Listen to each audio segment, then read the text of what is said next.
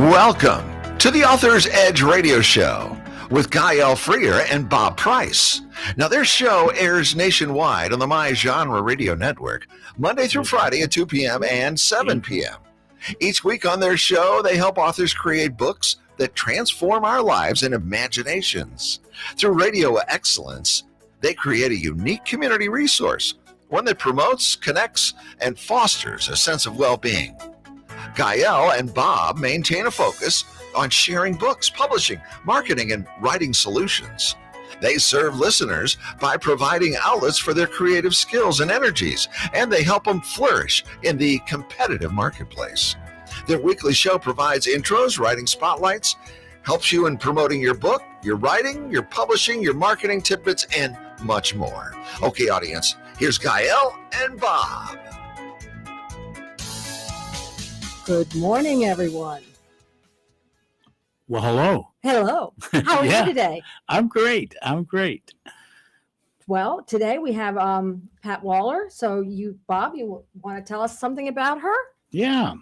Pat Waller is a winner of the Western Fictioneer's Best First Novel of 2018, a Walter Williams Award winner, and the winner of the Author Circle Awards in 2019, Novel of Excellence in Historical Fiction for I Am Mrs. Jesse James.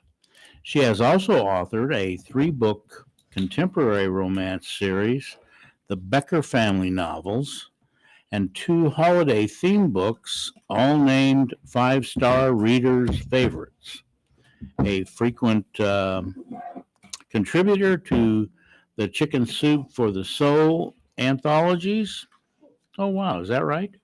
Mm-hmm. Pat is an avid reader with a special passion for historical fiction, women's fiction, and stories with a heart.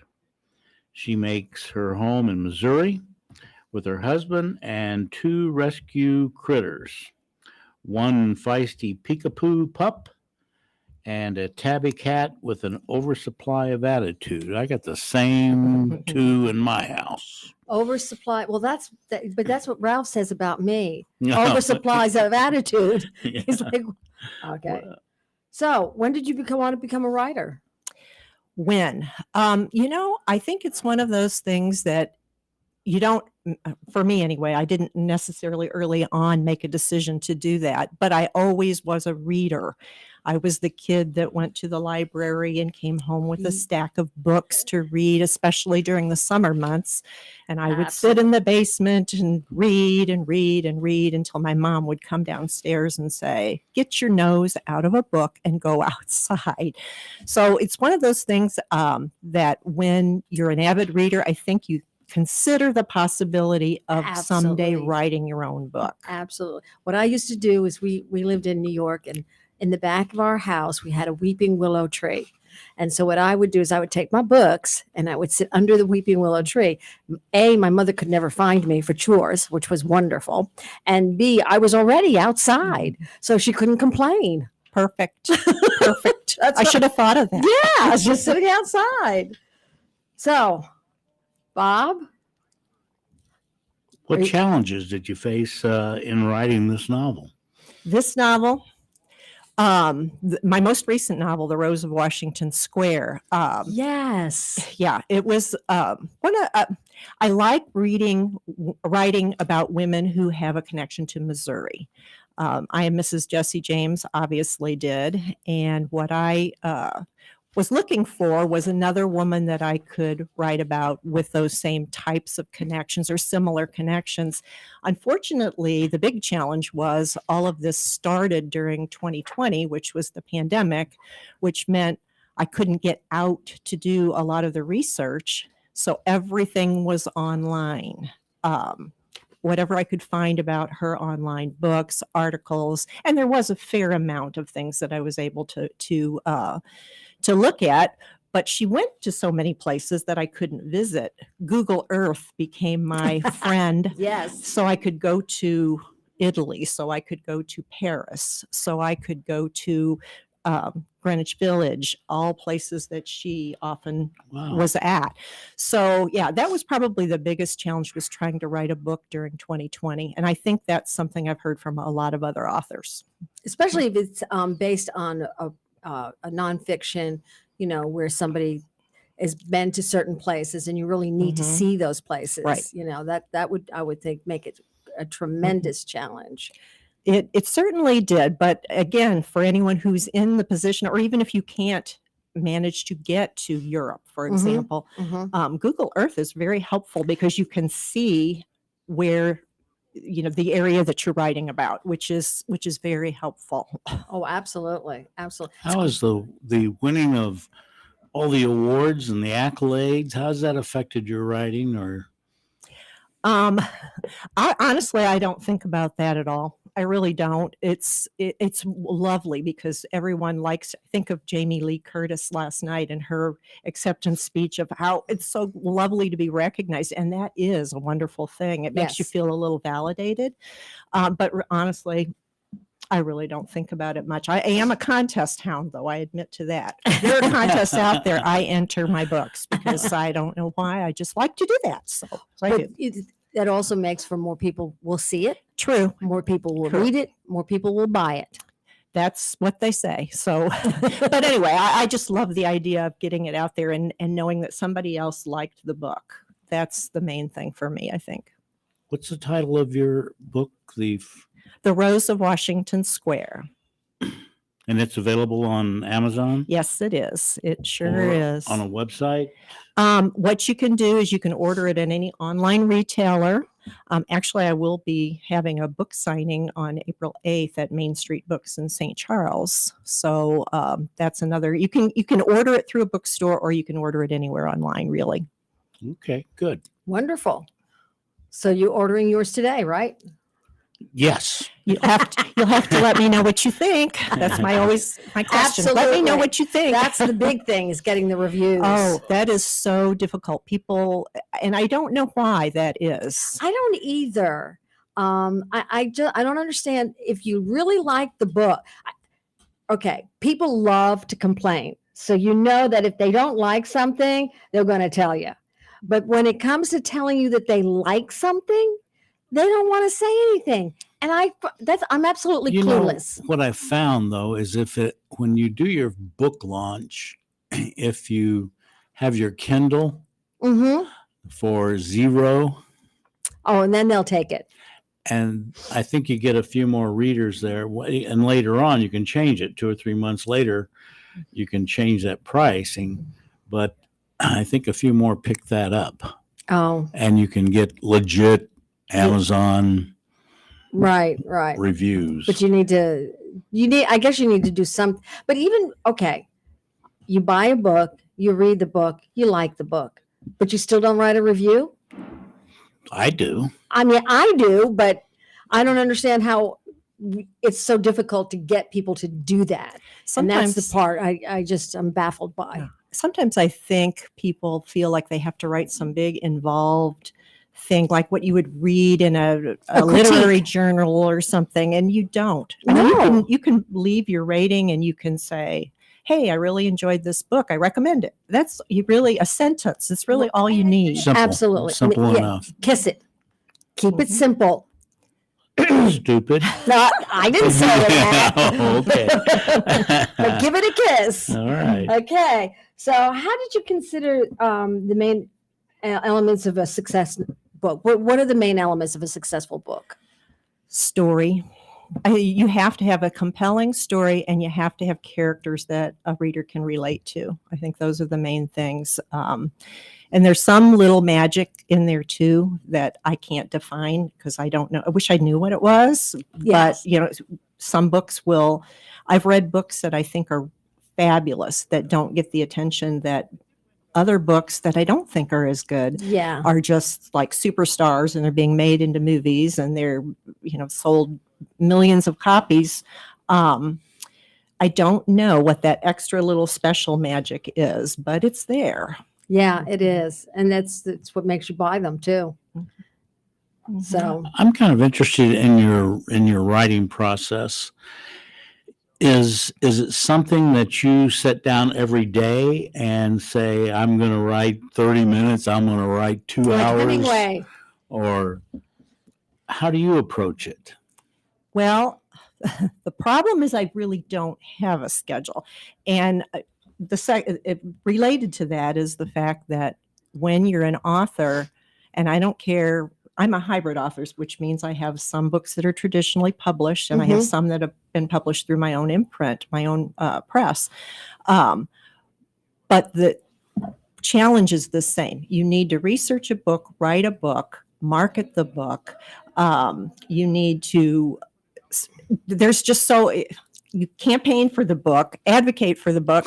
It's hard to pin down to, okay, now you have to separate it all out somehow. And it's very difficult. I find it's very challenging for me to do. I need to make more space for my writing. And right now I'm on full blown marketing mode. I am not doing any writing. And I have a next book that I'm thinking about doing, but I'm not getting any research done because I'm doing marketing for this book. And I think, again, that's a challenge that all authors face. You have to learn how to separate it out. Time. Manage your time Manage your time is a really good thing. Yeah. And I mean, I don't know. I think it's very hard for anybody and everybody to manage time. I don't care what the job is. I think managing time is an issue. You're talking about the research. In other words, how much research do your historical fiction books require? Typically a lot. I researched this book probably a good year and a half. And I would say I started, even while I was writing, other things would come up that I would need to, I need to check that. Did they have that type of flatware in this period of time? Because little things, and then unfortunately the other thing that happens to writers is you fall down the rabbit hole of research, and you go to find out whether they had this particular dish, and instead you're reading about flatware in China or something, and it's like so interesting you can't stop. So 3 hours go by, and what have you accomplished? Not too much. I've been down the rabbit hole before. So have I. I've been down that rabbit hole. Sometimes I'm not sure I'm getting out of that rabbit hole. I couldn't agree more. That's a tough one. That really, absolutely. How do you go about creating memorable characters? I mean, like for example, in this one, what made you write about her? Well, when I was looking for the person I was going to write about next, as far as my historical books go, I just was doing a search for women in Missouri from history. And a number of names popped up. And I would say there are probably 3 or 4 names that really I thought, well, these are really interesting sounding women. The more I started looking into Rose, though, the more fascinated I became. I mean, she's known for creating the Cupid doll. That's what she's famous for. However, she did so much more than that. And I don't think she was recognized for those things. So that makes me want to explore more about her story, and better yet, get it out into the world, because I think she deserves to be recognized a lot more than she has been. What are some of the other things that she's done besides the Cupid doll? Oh, she was a sculptor. She was a writer. She was a poet. She was definitely a philanthropist. She earned a fortune with what she did, especially with the Cupid doll, but she also spent a fortune helping other people, artists in particular. She had a heart for struggling artists. So, but the big thing for me was she was a suffragist. She marched in the parades in New York City. I read about that. Yeah, she lent the Cupies to the cause. As a matter of fact, I even looked up some of the cartoons that were the little cartoons that they had and they were the cartoons were just really neat, because they did some of them for the suffrage movement, and it was really neat to see that. And they were like in the Ladies' Journal magazines.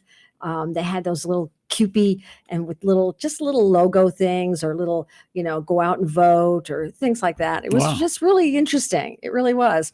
You're listening to The Author's Edge with Gael Freer and Bob Price, coming to you weekly on Mondays at 3 p.m. on KWARH 92.9 and KXOK 102.9 FM, and Monday to Friday, 2 p.m. and 7 p.m. nationwide on My Genre Radio Network. So, Bob, do you want to give us some marketing tidbits? We were talking about Amazon reviews. Mm-hmm. And one of the most frequent questions I get when it comes to soliciting book reviews is it ethical? In Is other it words, ethical to is do it what? Ethical to ask people to leave a review for your book. Don't approach friends and family who haven't even read the book, and don't ask random people on the street to leave a vague comment with a 5-star rating. Those are both, of course, unethical. Mm-hmm. So how do you make it ethical? Well, however, if you're asking people to read your book and then share an honest review, that is ethical. You can even request that they mention that. Amazon, well, one of the things, Amazon reviews establish your book's credibility. And this is why it's important that you get these reviews going.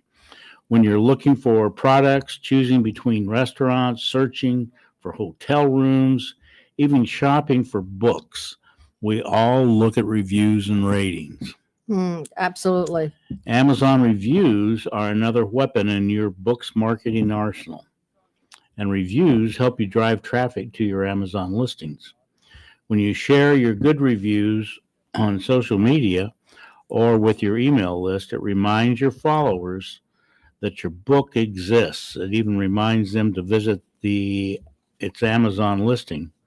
On top of this, some reviewers have other channels where they publish their reviews. They own blogs, their own blogs, Goodreads, and review sites where they are members. All help your book get in front of more people. So how do you do it? How do you get them out there? I've got 3 tactics to launch your book with 20 plus Amazon reviews. But you have to go to our website, authors-edge.com, and sign in, and you can get this complete 15-page article and have access to 100 plus writing, publishing, and marketing articles.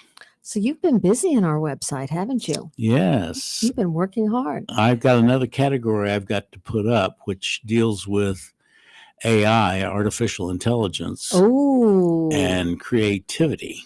Ooh. I got about 15, 20 articles on that.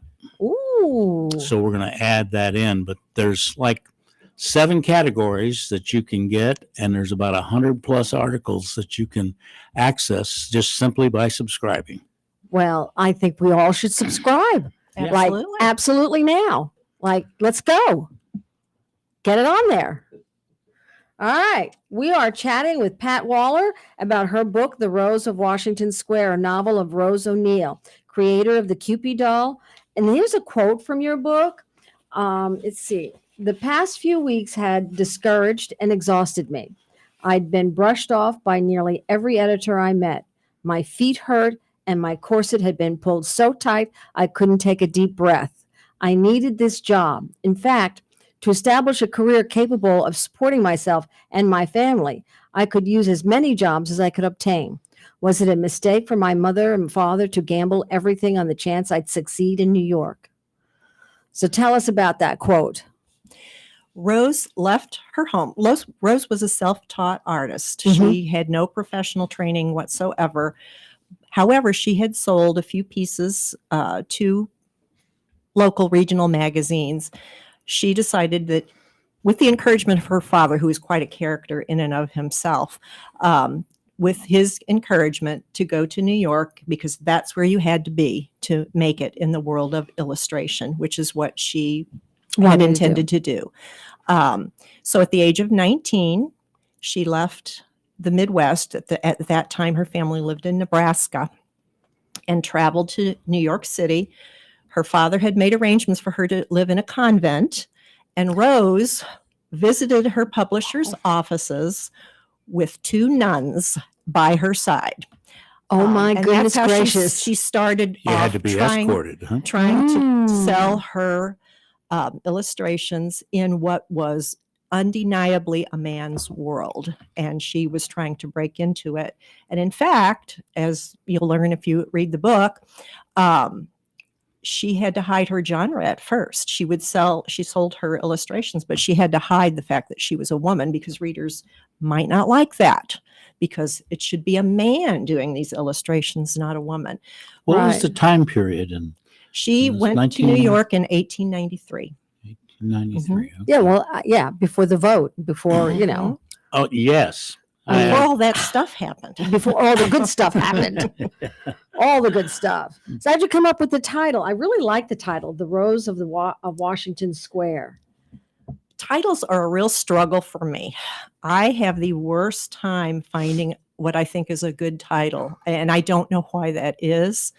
I had so many different working titles, but when my developmental editor was going through the manuscript, she said, I think at that point it was titled A Magic Like the Moon, which was a line from one of Rose's poems. And I was thinking, that's okay, I guess. But my developmental editor said, I don't like that. It just doesn't give the right vibe for this book.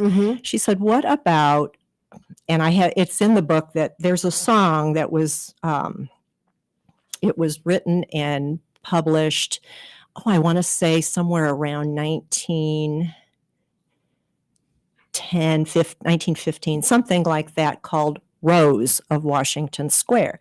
And Rose O'Neal fans to this day insist that song was based on Rose O'Neal. Oh. Now, I couldn't find any evidence of that, but I brought it up in the book just because that's what people thought. That has to be our Rose because she lives in Washington Square and she's famous. By that time, she was famous. That's got to be it. So my developmental director said, why don't you call it The Rose of Washington Square? And I was like, you know what? I kind of like that. It's a very nice, I like that. It's a very attractive, you look at it and then you want to pick it up, What inspired you to write about Rose? I mean, what all the historical characters that you could pick, or why Rose? Well, primarily because I liked her story, and I felt like she didn't have the recognition she deserved, and which is my favorite basis for selecting a woman to write about from history. And I know a number of historical authors that it's the same for them. You look for someone who should have more recognition. And when I mentioned Rose O'Neal at the early stages, when I'm thinking about this, when I would mention her name, most people were like, who? Right. Now, if I said she created the Cupid doll, a few of them, usually of a certain age, would say, yeah. I remember that. Yeah. So anyway, it was like I needed to write about her. Yeah. So in a few minutes, we're going to go to break and hear a bunch of commercials about a bunch of stuff that we probably don't want to buy, but we're going to listen to them anyway. We are going to buy. Oh, we are going to buy. I'm sorry. Did I phrase that wrong? We are going to buy. Okay. So we're going to come back to you in a few minutes and talk to you then. Oh, we still have 2 more minutes to go. So let's keep talking. Well, the reviews for Rose Washington Square are pretty wonderful. Oh, yeah. From Kathleen Grissom, New York Times bestselling author of The Kitchen House, she said, Rose O'Neal was a trailblazer, easy for you to say, of her time, and her life is a testament to the power of perseverance in the face of impossible odds. And then Nina Romo awarded the award-winning author of The Secret Language of Women, a classic reinvention of the life of Rose O'Neal, the woman who created the iconic Cupid doll. So then we will be able to chat more about those reviews in a few minutes. But, like we said a minute ago, reviews are difficult to get. And you have 2 really good reviews for your book. So that's both of those were very impressive. Did you ever get any that were less than stellar? Not so far. I mean, I'm sure I will. My first concern was the people who are really, really into the QPs, Mm-hmm. that they would maybe take offense at something that was written in there that wasn't to their liking, because they will have very firm. I noticed that with the Jesse James book, there were folks that, if you don't report it the way we want, then we don't like it. But very little, thankfully, very little so Good. far. All right. Good. So I think we're going to go to commercial now. You said Come that back. before. I know.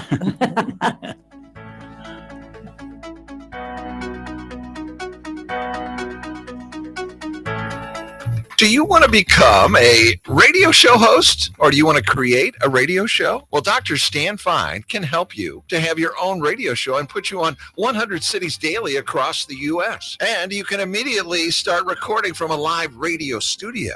As a radio industry veteran, Dr. Stan Fine has 12 years of experience and has produced and hosted over 1,000 radio shows with over 10 million listeners. Dr. Stan Fine knows how to make this happen for you. He's a pro, and he can turn your dreams into a reality. Dr. Stan Fine will help you with everything from learning how to promote your show, develop a host persona, interview techniques, market your show on social media, teach you how to get guests and sponsors, and more. Dr. Stan Fine can put you on the air nationwide daily to 100 cities. If you're interested in making your dream come true, if you want to see how it all works, then give Dr. Stan Fine a call at 314-710-8413.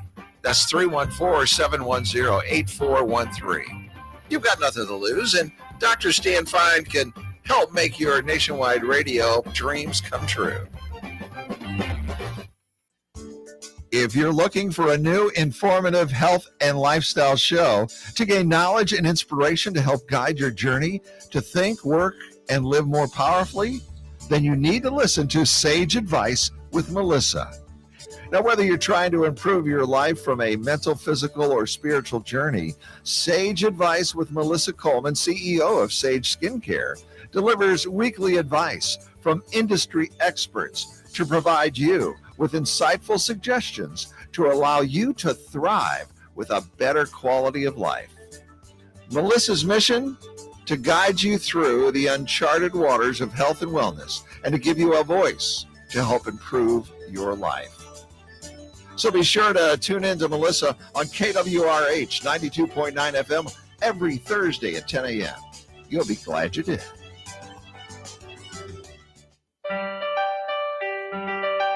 Hey, listeners, saying thanks to your customers is nice and polite, but expressing your gratitude in memorable and ongoing ways can boost your business. At Promo Experts LLC, we exceed our customers' expectations. For over 20 years, our product knowledge and experience has helped them with their marketing initiatives and trade show graphics. We are happy to put that experience to work for you. Quality products, great customer service, and prices are our number one priority. We work with you to find unique, creative, and new ideas that fit your image and expectations, helping you build strong relationships with your customers. When you select Promo Experts as your marketing partner, we help you to see more than the big picture. For more information about this exciting opportunity, contact Diane Carson, President, at 636-458-5241. That's 636-458-5241. Let Promo Experts help you to move your business brand beyond the bland. In today's economy, there are more people looking to buy and sell businesses than ever before. When a company owner needs to sell their business, they can't just stick a for sale sign in the window. They need the assistance of a business broker to locate and vet potential buyers. On the other side, buyers rely on the broker to help facilitate the process of evaluating potential businesses and franchises for sale. A Transworld Business Advisor is the solution for both scenarios. Transworld Business Advisors focus on three core concepts: business brokerage, franchise consulting, and franchise development. Transworld has specialized in the sale of business and commercial real estate. Today, Transworld Business Advisors is a global network of brokers offering a turnkey solution for those that want to build a solid business and future for themselves while maintaining a balanced quality of life.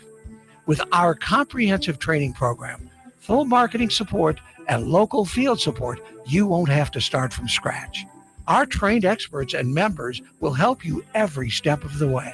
Transworld Business Advisors has 40 plus years of experience, 10,000 plus businesses sold, and 600 plus brokers, 250 offices worldwide. For a free initial consultation, call Charlie Scarlett, business broker, or Billy Rowland, business broker, at 636-400-6100. Again, that's Charlie Scarlett, business broker, or Billy Rowland, business broker, at 636-400-6100.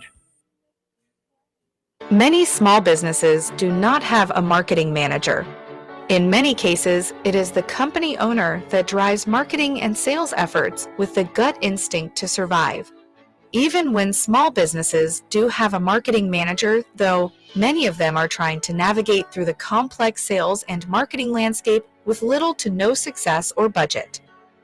How to Promote Your Business with Limited Money is a general purpose how-to business book written for business owners and marketing professionals by business owners Dr. Stan Fine and Joseph W. Clote. This guide is not intended to be read as a front-to-back chapter book and rather serves as a quick reference guide. Refer to this book as you need specific information and skip around as needed. Promoting your business with limited money is one challenging feat, but there are unlimited ideas you can apply to achieve objectives you pre-establish.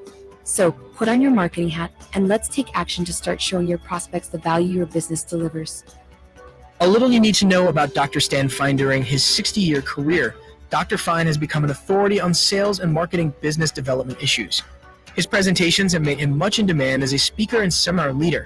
He has taught business development topics at numerous universities across the United States and has conducted over 500 sales and management seminars. Some of Dr. Fine's credentials in corporate America are currently Dr. Fine serves as a co-host of the It's Your Business radio show on KORH 92.9 FM in St. Louis and a co-host of Nationwide Daily Radio Show on my Genre Radio Network on the Zeno Media platform. In 100 cities, he is also on a daily TV show on the Valuable TV and the Real TV networks. Go and get a copy of How to Promote Your Business with Limited Money today. To purchase your copy of How to Promote Your Business with Limited Money, go to It's Your Business website at www.itsyourbusinessradio.com.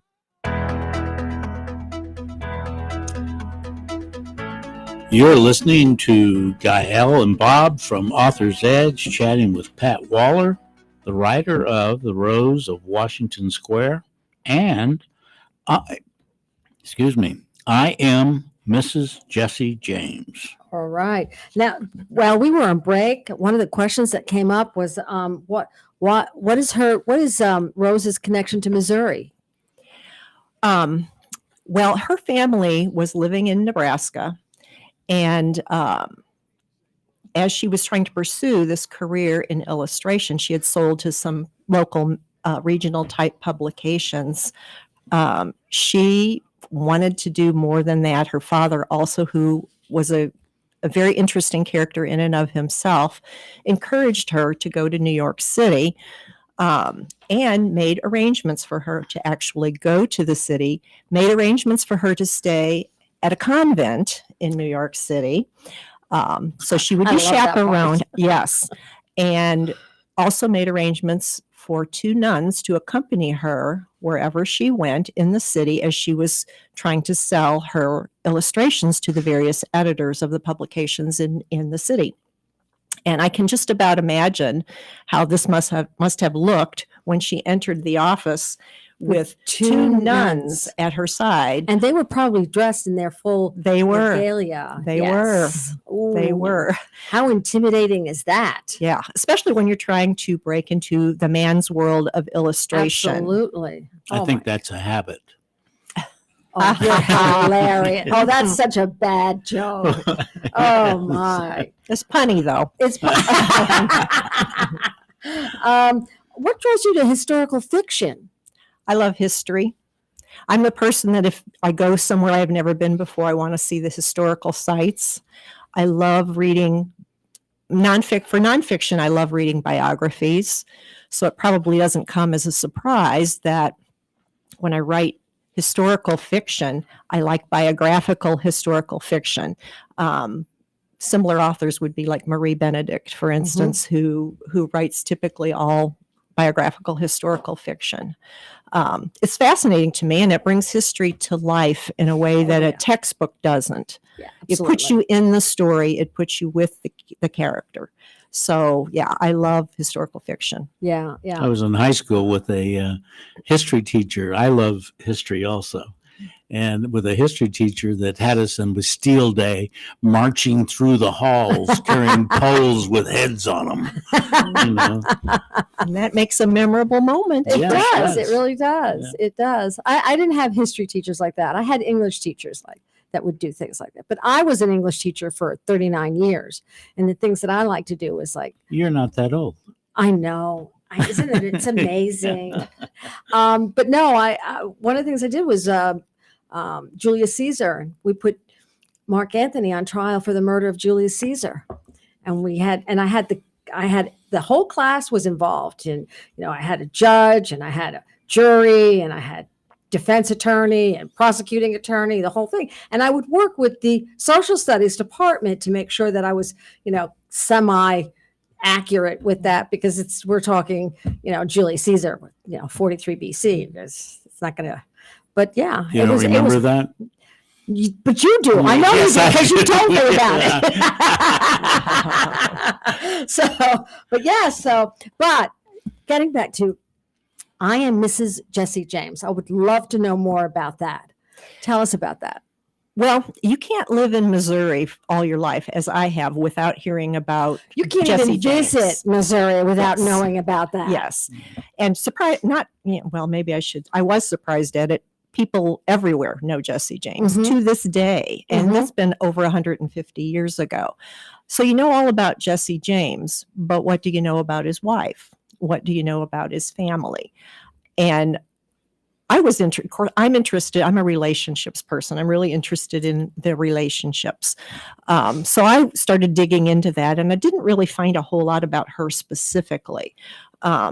So I decided, you know what, maybe this could be a short story or something. I'll write something about his wife. And as I delved into it more and more and more, I thought, you know what, I think this could actually be a novel.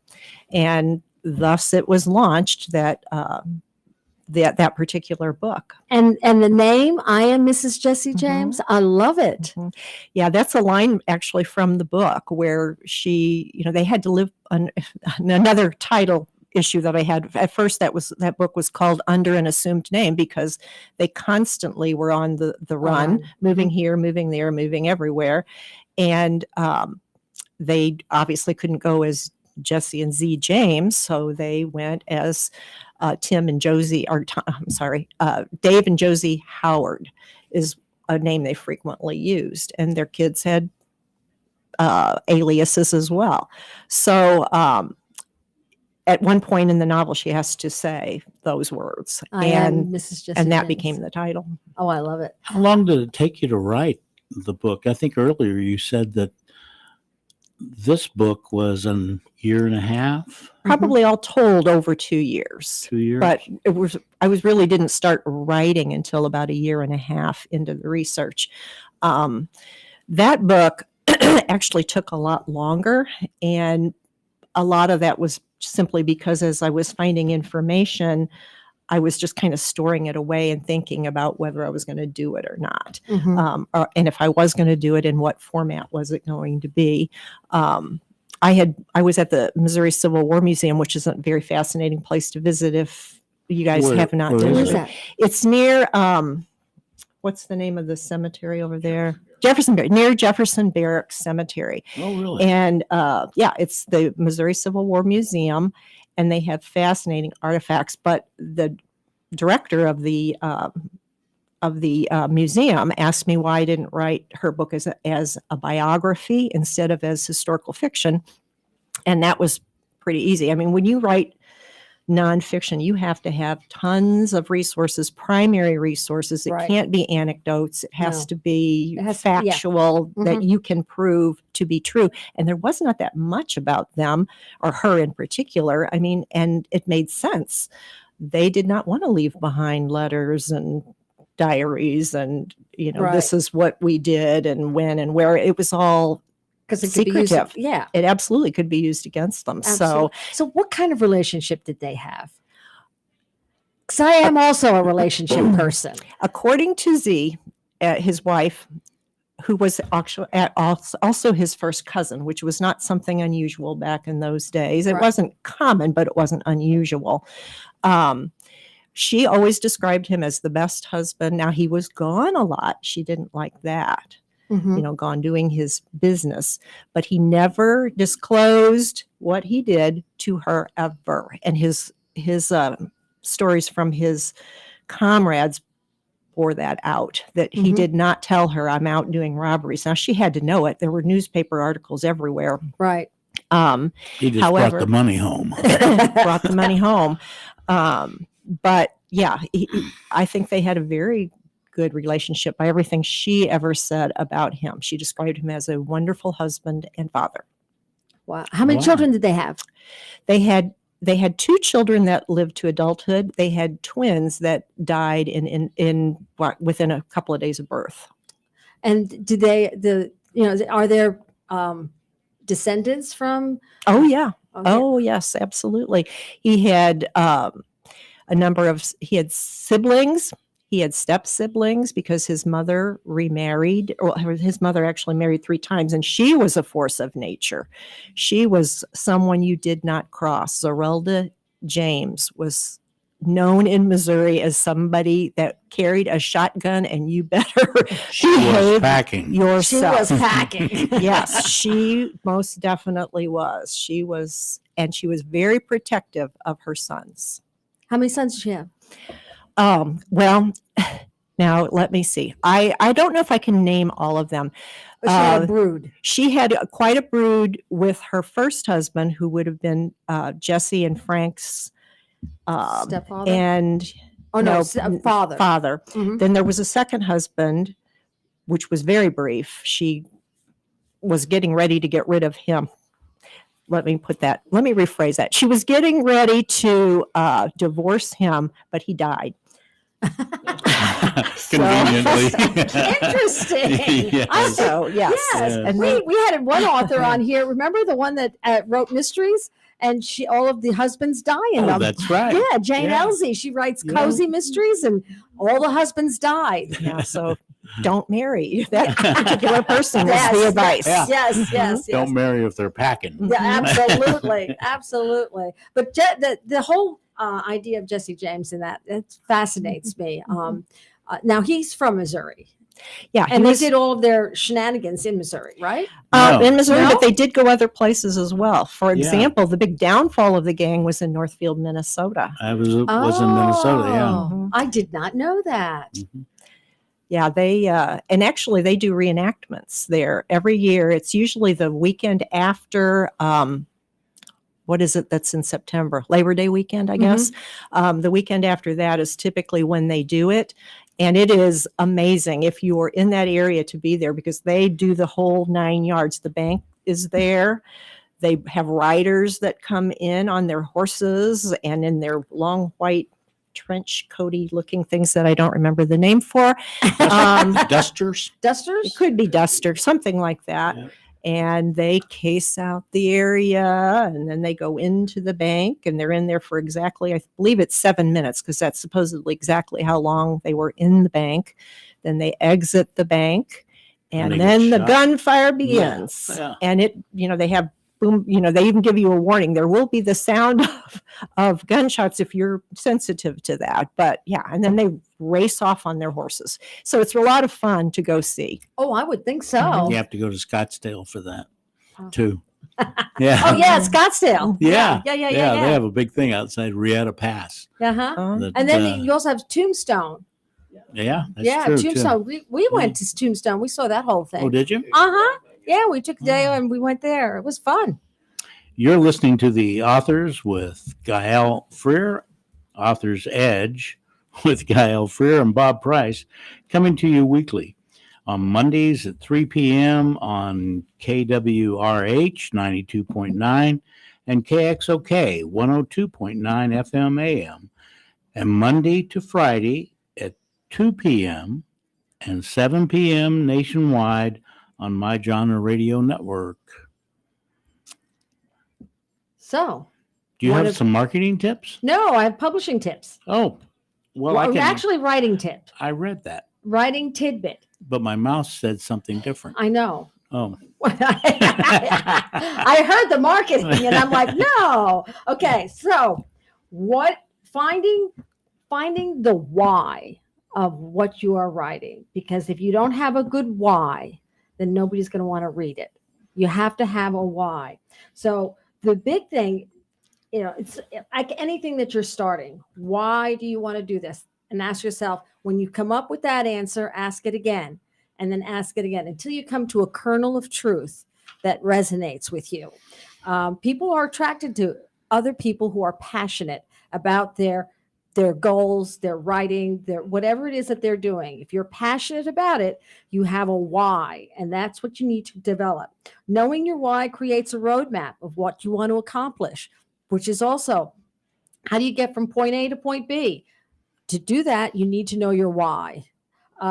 Knowing your why motivates you. One of the things that I've had writers tell me is that they'll put a little thing on their mirror every morning. They will look up and they will see this little whatever it is, their why, and every morning they read their why as to why they are going to do what they are going to do, and keep the passion. Create a statement and place it where you can see it every day, and that way you keep focused.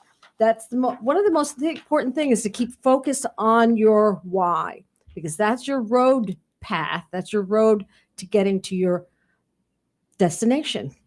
Is your why. I have one on my mirror. You do? Why did I get up? We're not talking about that kind of why. Oh. We're talking about why do you want to write a book about I am Mrs. Jesse James? It's a good tip. Yeah. That keeps you focused. It really does. Do you agree?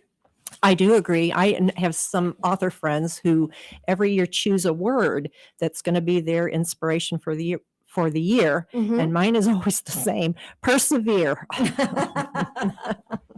Yes. Without that, it doesn't happen. Have you ever had writer's block? I'm not sure I really believe in writer's block, and I know a lot of people would disagree with that, but it's like even if you just stand or sit at your computer and write nonsense, it seems to me that if you get your fingers going and you get words on paper, something happens. It's all in the fingers? It's all in the fingers. I'll be darned. All in the fingers. How did you handle any rejections that you got from publishers? We all know how to handle the acceptance, but how do we handle the rejections? And you have to get a very thick skin about those kinds of things. It's the same way if you see a bad review or if you see someone say something critical, and because that's your baby that you poured your heart and soul into. I think you just have to let it bounce off you. There's really nothing else you can do. I always, again, I think I even mentioned that at some point. Winston Churchill with his never, never, ever give up line, which wasn't related to writing at all, but it could have been and should have been because it's true. You just have to go with the flow and keep going. Absolutely. Do you have an agent? I do not. I have never. I've pitched to agents before, and I had one back with the Jesse James book that was interested in it, and I ended up not sending it to her. I ended up sending it to an independent publisher that did not require an agent.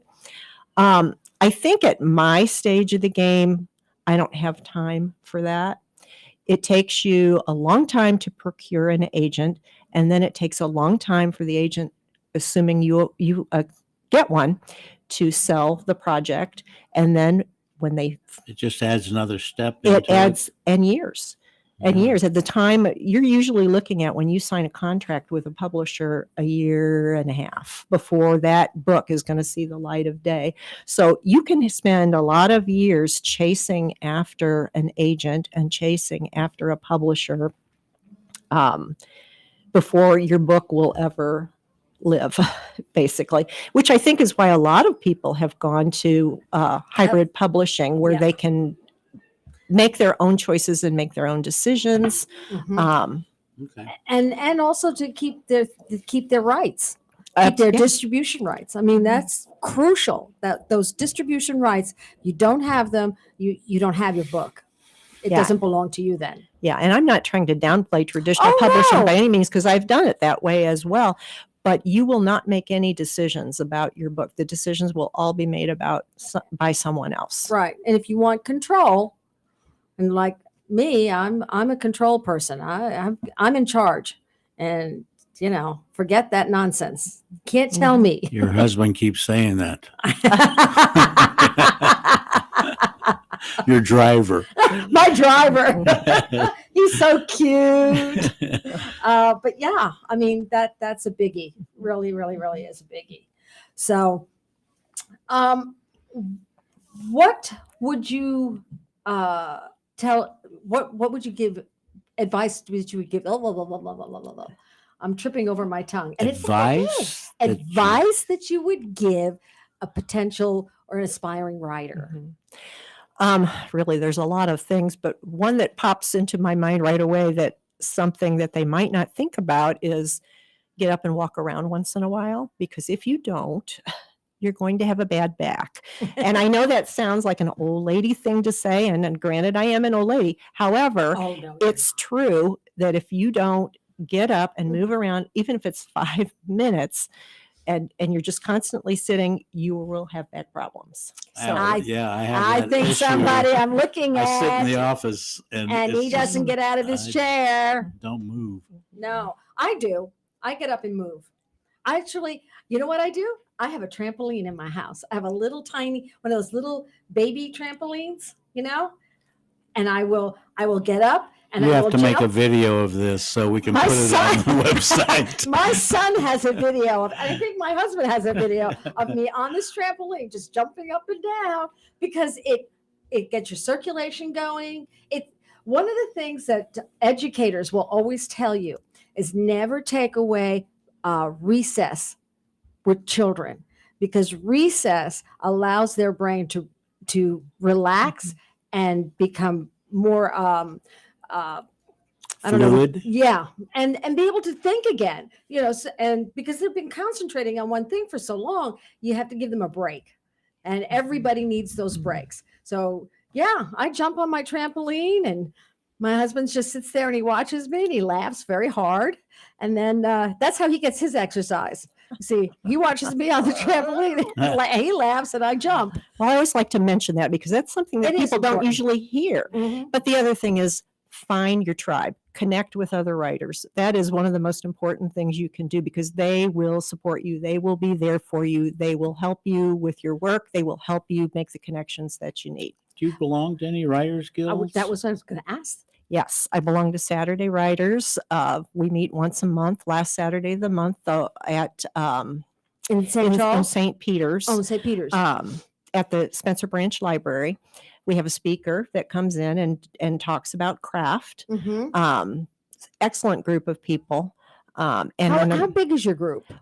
oh gosh, I don't know the total number at this point in time, but at our last meeting in March, our office was our room was completely full. We were bringing in extra chairs, and we probably had at least 50 What was people. the name of it? Saturday Writers. Saturday Writers. The website is Saturday Writers, all one word, .org. Okay. And it will give you the listing of the meetings and so forth. But I also belong to a weekly critique group, like Tuesday morning. This morning, my group is meeting without me, but where we critique each other's work. That's another thing that's really important. That's a critiquing. That's that's another really thing that our group, the SEMO Writers Guild in Cape, that we don't do a lot of critiquing, and that's something that we need to do more of. And I think that will help generate people coming to our meetings. Just a side Mhm. note.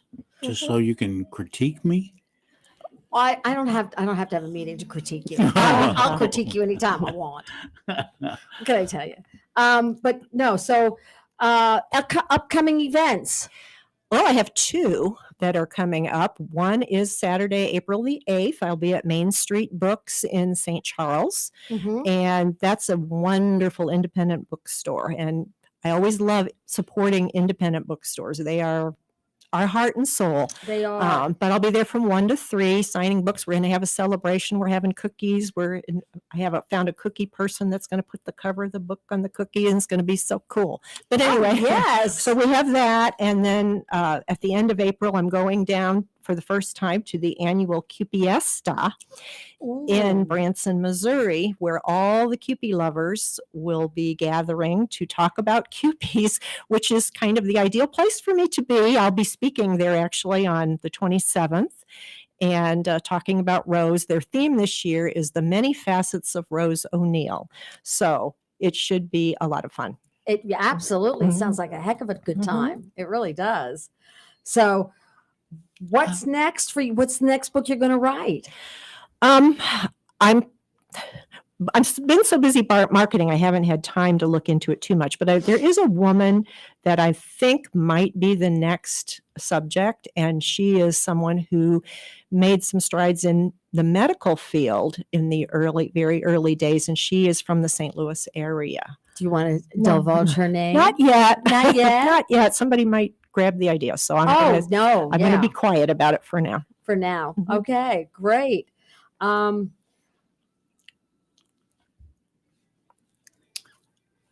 Really? How do you come up with any of your story ideas? Do you By running across something of interest. If I run across an article or an individual that seems interesting to me, then I research it further to see if I can actually turn it into a story. Cool. Now, you wrote I Am Mrs. Jesse James and The Rose of Washington Square. What else? I have a 3-book romance trilogy that the Becker Family series. I have a Christmas anthology, which Mhm. is a book that's very popular around Christmas. And I recently published just a short story, probably more novella length ebook that is also Christmas themed. Okay, so you've got quite a few books out there. A few, and a Chicken Soup for the Soul book coming out next month. It'll be my 21st publication with them. Oh my! Wow. Oh, what's the name of the story? The story. Let's see. I was prepping for Rose's story, so I can't tell you, but I can tell you it's about my grandson. Oh, okay. And it's in their humor book. They do periodically do humor books, and this one is coming out next month. And Okay. I wrote it down somewhere, but I don't have it in front of me. Oh, that's okay. Too many titles. Yeah. I'm Thank you hearing for tuning in to Author's Edge. And want to thank you, Pat, for coming over. Thank you for letting me be here. Yes, tune in again next week for more tips, resources, and your favorite conversations. Our next guest will be Kent Sanders. Remember, Author's Edge, serving our author community, is broadcast from St. Louis at KXOK. We are your number one source for writing, publishing, and marketing your books. Check us out at authorsedge.com for more tips and ideas. Tune out with us. Until next time, we will see you around the inkwell. That was authors-edge.com. Okay. Picky.